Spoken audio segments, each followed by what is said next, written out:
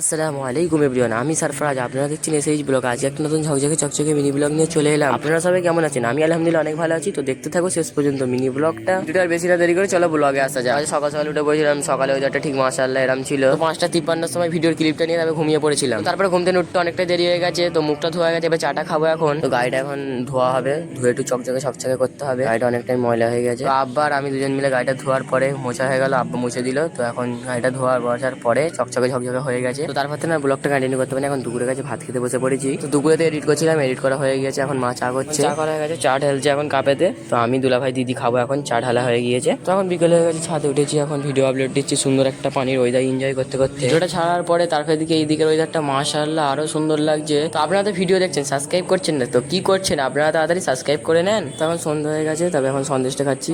সন্দেশটা খেয়ে তবে মক্তবে চলে যাবো। তো আর ব্লগটা কন্টিনিউ করতে পারবো না। তো আজকের মিনি ব্লগটা আর বড় করছি না। তো আজকের মিনি ব্লগটা এতটুকু। মিনি ব্লগটা ভালো লাগে লাইক কমেন্ট সাবস্ক্রাইব করে পাশে থাকবেন। নেক্সট কোনো ব্লগে নতুন কোনো গল্পে দেখা হচ্ছে। আল্লাহ হাফেজ।